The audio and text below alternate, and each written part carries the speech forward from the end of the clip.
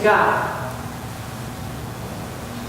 The thing about parables is that you don't always know what they mean. I mean, Jesus always gets mad at the disciples. He's like, seriously, do you not understand the story I'm telling you? And I'm like, no, I don't. See, when I hear that story, I think, oh, I'm the fig tree, and God's the dude with the axe, man. And God is through with me. God is tired of my nonsense, and if I don't get it together, it's going to be over for me. But when I look at the story of the Exodus, when I look at the stories all through the Hebrew Bible, all the stories that Jesus tells us, the way that God calls to people, sometimes gently, sometimes a little more harsh, I realize that I think God's the gardener. God's the dude who says, let's just give it one more chance. God is the one who has faith that the fruit tree is going to bear fruit, even when I don't. Let's not exactly the happiest season of the church year. I mean, who wants to talk about sin and suffering? Here we go again with this whole torture and death of Jesus. But there's actually something to be said about that story, because it's sort of central to our faith. And the crazy part about our faith is that we believe that God lived through all the kind of suffering and all the kind of nonsense that we live through. And just because we can't say the A word, that doesn't mean that we have to forget how the story ends. Because we know what happens after death. We know what happens after 40 years of the flood. We know these stories. There's a rainbow that comes after the rain. There's a train coming around the corner. There's new life on the other side of death. And we know that from our own lives. I mean, we can't know what Jesus thought in those last moments of his life, as he was standing before trial, as he was being tortured, as he was breathing his last breath. I don't know if he knew that there was a train around the corner. But we do. Sometimes we forget it. But deep down we know, because we've lived through so much and we've seen so much. And so maybe there's something that gives you hope. Maybe it's the people who are not afraid to tell you the truth. Or maybe it's gentle coaxing. Yes, you can do it. You can do it. Keep trying. You can do it. Or maybe it's just a belief that God believes that there will be fruit from all of this, even when you don't.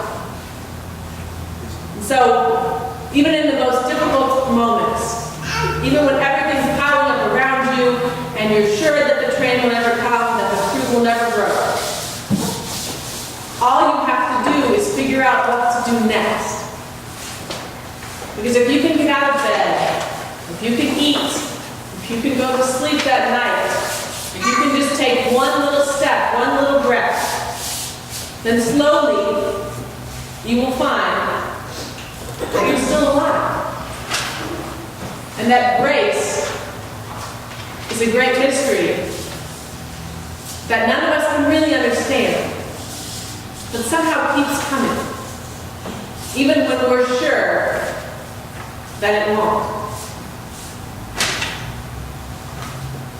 I know that we have to limit what we can read of the Bible in church because we would be here all day if we read the whole thing, but it's a shame that we had to stop in the gospel today where we did. Because the very next thing that happens, the very next thing, is Jesus teaching us in the synagogue, and a woman who's been crippled for 18 years comes, and he puts his hands on her and she is healed. 18 years she lived like that. What do you think would have happened if she had said, forget it, I'm done with this, I'll never be healed? Do you think she would have gone to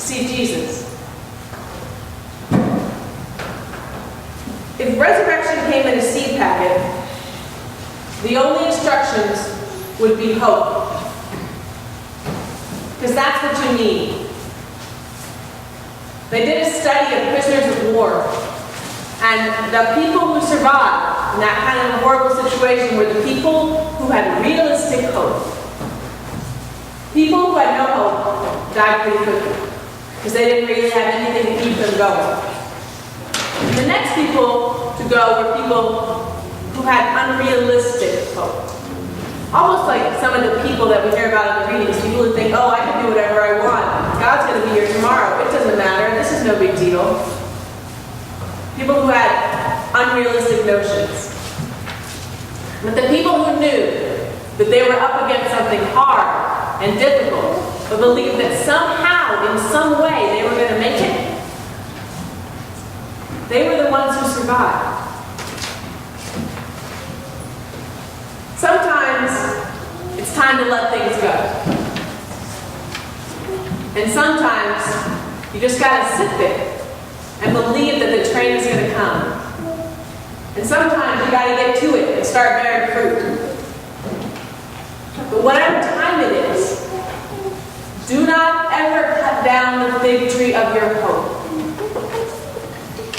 Because it is your hope that brings you new life. Be honest, be realistic, be ready for change if that's what you need.